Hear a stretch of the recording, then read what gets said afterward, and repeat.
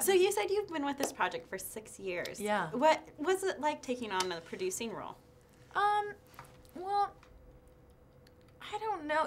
It was, I've been developing projects. It was the first time, How to Lose a Guy, I was pretty involved in the whole process of that. So that was sort of like a good, learning lesson for me. But it's a difficult thing, I think, to produce and act in, especially, I think I was more involved in the, in the development process. Because once you hire the director, the actor-director relationship is really important for me as an actor, and I think for the director to not feel like I'm being, over him, sort of watching everything he's doing, because I hired him because I trusted his connection to the movie and the material.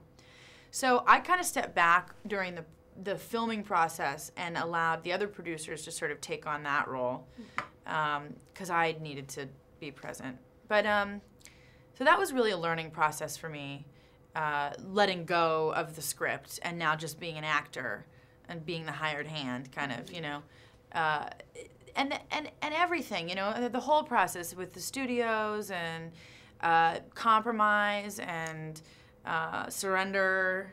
There was a lot of stuff, and then also fighting for certain things that you really want, and all in all, it's been pretty. It's a lot of work, but it's rewarding, and hopefully people will enjoy it, So and we'll see how that goes. We'll see what happens. But it was a real great learning experience for sure. Now, these weddings are something that these two girls dreamed about forever, and I think it's wonderful how children can just get wrapped up in dreams. Mm-hmm. What were some of your dreams when you were little? Well, it was definitely not my wedding day. Seeing as my parents weren't married. No, for me, when I was a little girl, I had dreams of being on stage. Like, I'd go see musicals. And when I was little, my mom took me to New York a couple times. And my mom's a dancer. She was a dancer, and we grew up around all dancers. And my life was surrounded by what we call the gypsies, the gypsy girls, the dancers. So for me, as a dancer, I would look up on stage and see musicals and just dream of being on stage on Broadway. Mm-hmm. Which kind of is coming true a little bit right now, working in London on 9. But that was my big dream as a little girl. It was like I remember walking away from Cats and Chorus Line and Phantom of the Opera, Les Mis, and I'd walk away and just be like, oh my God, I want to be on stage. So that was my big dream. And sitting on the edge of your seat. Yeah. Just I want to be in it. That's how I was when I was younger too. And singing. I mean, singing and dancing was like, as a little girl, that was it. Mm-hmm. Now, sorry, pardon me. I'm still just trying to figure out where I want to go with this. Because we've already covered so much of it. And when did you decide that you were going to really pursue this acting career? I don't think there was ever a moment that I had some, well, I guess when I was 11, I said to my mom, I want to act, and she kind of got a little nervous because I was so young, and she didn't want me to act so young. And then at 16, my dad came to me and was like, you want to come audition for this movie I'm doing? He was frustrated with something, and I said, yeah, sure. And that kind of started the auditioning process. But I was always in class. I was always in dance. I was always in a theater, on stage doing something. I just loved it. I loved playing different characters. I liked playing weird characters when I was younger. I liked real characters, which is funny because, then you kind of get into your career and it goes in a different direction, where I always thought I'd be more of a Groundlings type, like a sketch comedy kind of,